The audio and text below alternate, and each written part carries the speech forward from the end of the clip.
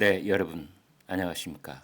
일본 히로시마 G7 정상회담에 참석하고 있는 윤석열 대통령, 여러 가지 의미 있는 그런 대목들이 있었습니다만 저 개인적으로는 거기에 그 한국 원폭 피해 특별대책위원회 위원장을 지내셨던 이 박남주라는 그 91살 되신 할머니를 만나는 장면, 이것을 아마 잊을 수 없을 것 같습니다.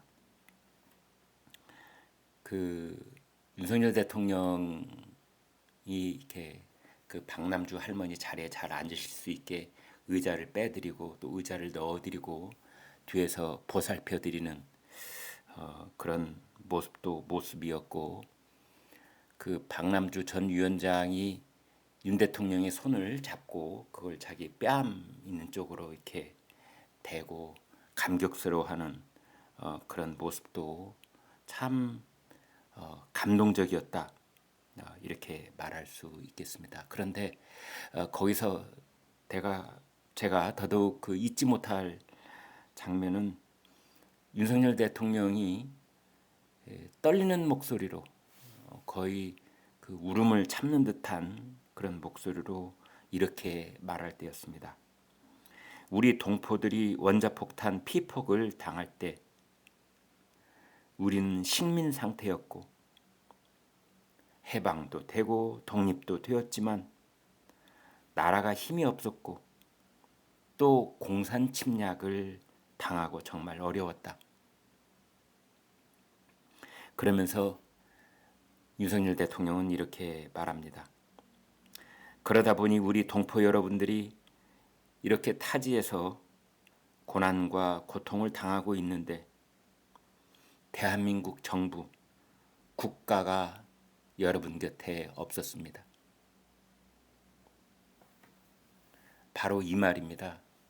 국가가 여러분 곁에 없었습니다. 바꿔서 얘기한다면 국가란 무엇인가?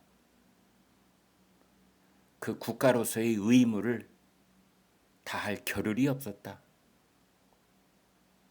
그런 얘기를 사실은 떨리는 목소리로 저는 이리에 생각합니다. 그게 일종의 피울음을 울고 있는 것일 수도 있다. 그 대목을 보면서 저는 1964년이 생각이 났습니다. 당시 박정희 대통령은 우리나라를 재건시키기 위해 전 세계를 돌아다니면서 돈을 빌리려고 합니다. 차관 있죠. 한마디로 뭐 차관 빌린다 하지만 사실은 구걸하러 다니는 겁니다. 동량 얻으러 다니는 겁니다. 그러나 대부분 문전박대를 당합니다. 미국조차도 군사 쿠데타 세력에게 돈을 빌려줄 수 없다라는 그런 일부 정치인들의 반대 때문에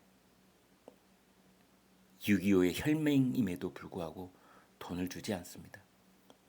그러던 차에 서독에 가게 되었습니다. 그때 서독에 갈 때 우리나라 대통령은 전용기가 없었습니다. 서독이 빌려주는 비행기를 타고 박정희, 유경수 대통령 내외가 서독에 갔던 것입니다. 그때 그렇게 했던 이유는, 할 수 있었던 이유는 바로 서독에서 열심히 피땀 흘려 일하고 있던 우리 광부, 간호사, 그분들 덕분이었죠. 서독의 함보른 광산에 가서 박정희 대통령이 그 간호사와 광부들을 만납니다. 크지 않은 강당에 500여 명이 발 디딜 틈 없이 그 강당을 채웠는데,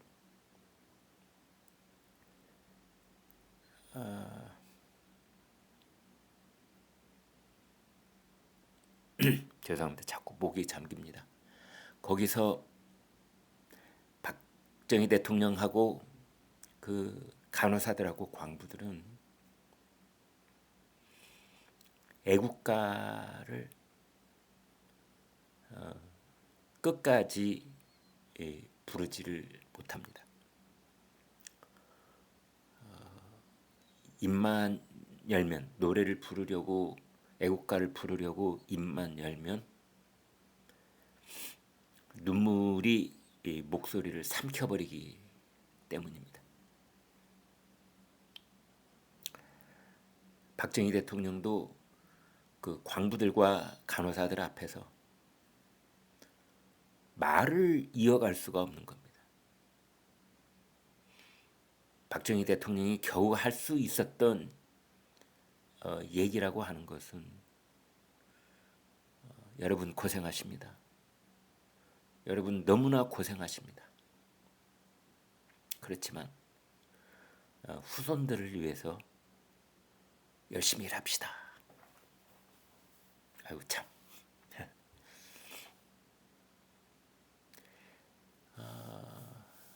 그러한 대목이 요즘도 이런저런 글에 나오기도 하고 영상이 있기도 하고 그런데요. 그때마다 많은 국민들이 지금도 같이 눈물을 흘릴 겁니다.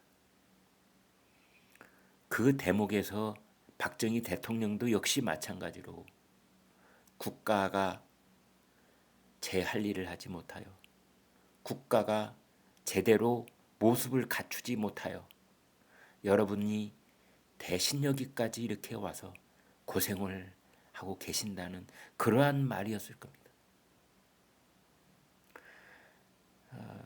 박정희 유경수 대통령 내외가 한보름 광산에서 그렇게 만남을 끝내고 밖으로 나오자 간호사들이 전부 유경수 여사에게 달려가서 어머니, 어머니라고 부르면서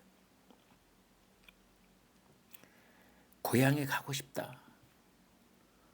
그런 말을 합니다. 64년으로부터 거의 또다시 60년이 흐른 이번에 히로시마에 간 윤석열 대통령이 박남주 한국 원폭 피해 특별대책위원회 위원장을 지냈던 91살 할머니의 손을 잡고 떨리는 목소리로 국가가 옆에 있어 드리지 못해서 죄송합니다. 국가가 있지 못했습니다. 라는 말을 합니다.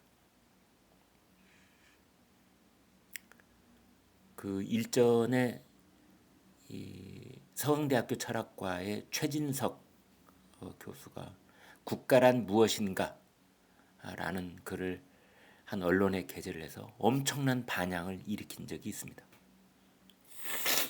죄송합니다. 우리가 무한대의 자유를 가지고 있고 어디든 가서 무슨 일이든 할 수 있는 그런 자유민주주의 국가의 국민으로 태어난 것 같지만 사실은 우리가 누릴 수 있는 자유의 한계는 우리 국경선 안에서 끝납니다. 나라 밖으로 한 발자국만 나가려고 해도 여권이 필요합니다.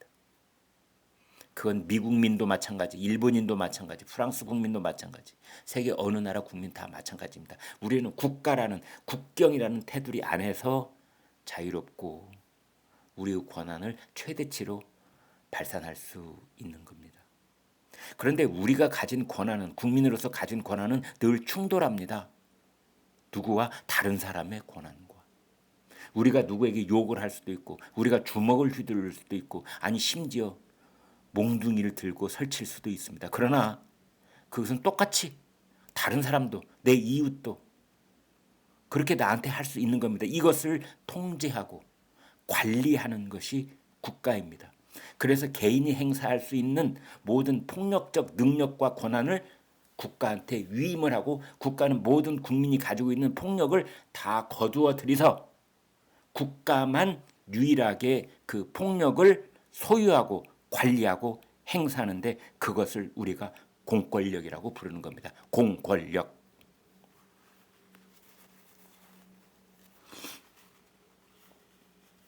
어제 오늘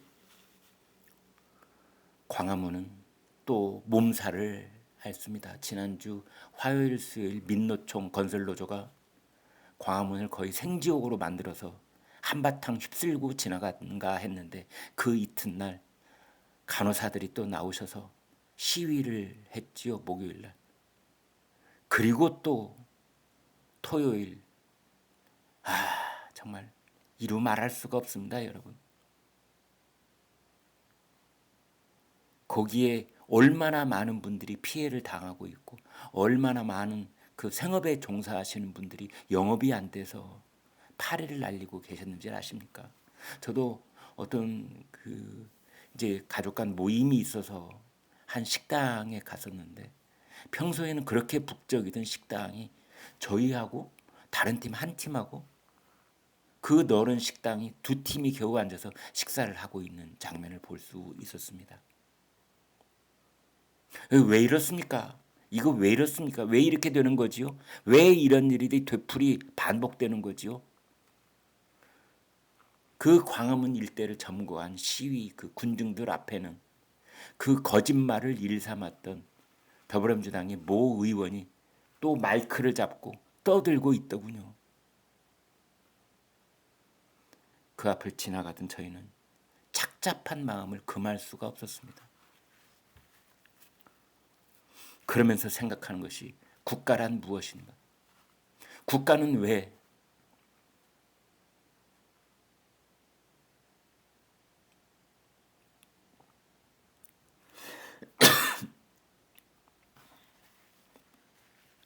너무 죄송합니다.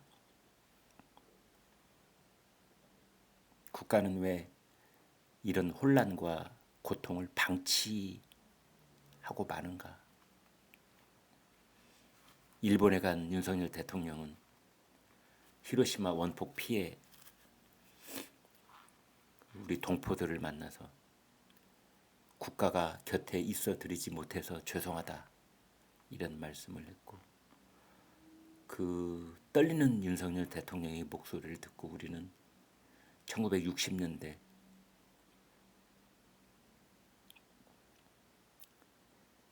박정희 대통령이 간호사들 앞에서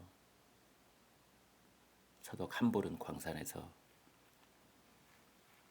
눈물을 흘리느라 애국가를 채 부르지 못했던 그 장면을 떠올리고 국가란 무엇인가를 다시 한번 곱씹어 보게 되는데 이 주말 서울의 모습은 국가가 보이지 않습니다.